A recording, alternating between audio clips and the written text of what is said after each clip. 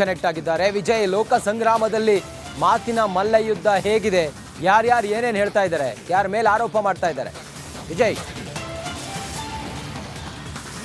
ರಂಜಿತ್, ಲೋಕಸಭಾ ಚುನಾವಣೆ ಮತದಾನ ಇನ್ನು ಕೆಲವೇ ದಿನಗಳು ಬಾಕಿ ಉಳಿದಿರುವಂಥ ಬೆನ್ನಲ್ಲೇ ಮೊದಲ ಹಂತದ ಮತದಾನಕ್ಕೆ ಕೆಲವೇ ದಿನಗಳು ಬಾಕಿ ಉಳಿದಿರೋ ಬೆನ್ನಲ್ಲೇ ಬಿಜೆಪಿ ಕಾಂಗ್ರೆಸ್ ನಡುವಿನ ವಾಕ್ಸಮರಗಳು ಕೂಡ ಜೋರಾಗಿರುವಂಥದ್ದು. ರಾಜಕೀಯ ಪಕ್ಷಗಳ ನಡುವಿನ ವಾಕ್ಸಮರ ಜೋರಾಗಿರುವಂಥದ್ದು.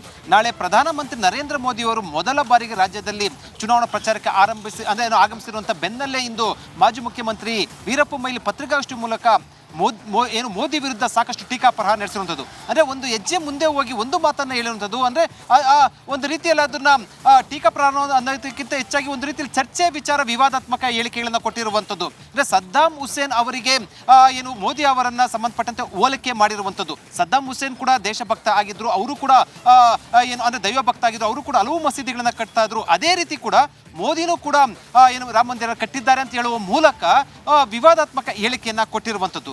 ಜೊತೆಗೆ ರಾಮ ಮಂದಿರ ಇನ್ನೂ ಕೂಡ ಪೂರ್ಣಗೊಂಡಿಲ್ಲ ಮತ್ತು ಭಾವನಾತ್ಮಕ ವಿಚಾರಗಳ ಸಂಬಂಧಪಟ್ಟಂತೆ ಮೋದಿ ಪ್ರಸ್ತಾಪ ಮಾಡ್ತಾ ಇದ್ದಾರೆ ಅಂತ ಹೇಳುವ ಮೂಲಕ ಮೋದಿ ವಿರುದ್ಧ ಸಾಕಷ್ಟು ಟೀಕಾಪ್ರಹಾರ ನಡೆಸ್ತಾ ಇರುವಂಥದ್ದು.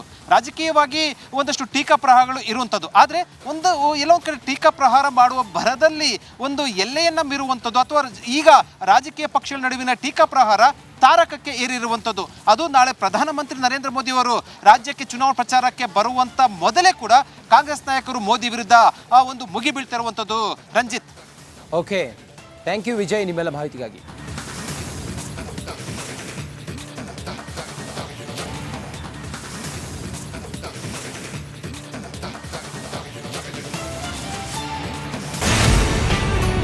ಧರ್ಮೋ ರಕ್ಷತಿ ರಕ್ಷತಃ ಸ್ವಲ್ಪ ಮಟ್ಟಿಗೆ ಆಗ್ತಾ ಇದೆ. ಈ ಪ್ರಪಂಚ ಕುಸಿದು ಹೋಗುತ್ತೆ. ಯೋಗಿ ಆದಿತ್ಯನಾಥ್ ಅವರು ಕೂಡ ಹಾಗೆ ಹೋಗ್ತಾರೆ ಅಂತ. ಯಾವಾಗ ದೇಶ ಹಾಳಾಗುವ ಸಂದರ್ಭ ಬಂತು, ಚಾಣಕ್ಯ ಅನಿವಾರ್ಯವಾಗಿ ಪ್ರವೇಶ ಮಾಡಬೇಕು. ಅಯೋಧ್ಯೆ ರಾಮ ಮಂದಿರ ದಶಕಗಳ ಕನಸು.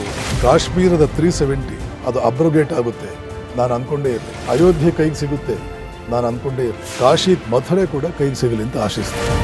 ಹಿಂದೂ ಅನ್ನೋ ಪದದೇನೋ ಅದೇನೋ ಅಶ್ಲೀಲ ಪದ. ಅಶ್ಲೀಲ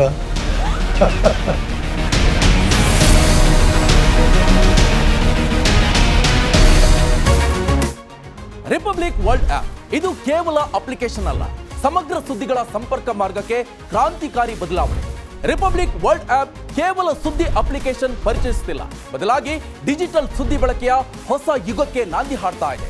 ಇದೊಂದು ಬ್ರೇಕಿಂಗ್ ನ್ಯೂಸ್, ಪ್ರಭಾವಶಾಲಿ ಕಾರ್ಯಕ್ರಮಗಳಿಗೆ ಗಟ್ಟಿಯಾದ ವೇದಿಕೆ. ಇಲ್ಲಿ ಕೇವಲ ತಾಜಾ ಸುದ್ದಿ, ಅದರ ನೇರ ಪ್ರಸಾರ ಮತ್ತು ಚರ್ಚೆಗಳಿಗೆ ಮಾತ್ರ ಅವಕಾಶ. ರಿಪಬ್ಲಿಕ್ ವರ್ಲ್ಡ್ ಆಪ್ ಡೌನ್ಲೋಡ್ ಮಾಡಿ ಗೂಗಲ್ ಪ್ಲೇ ಸ್ಟೋರ್ ಹಾಗೂ ಆಪಲ್ ಆಪ್ ಸ್ಟೋರ್ನಲ್ಲಿ ಲಭ್ಯವಿದೆ.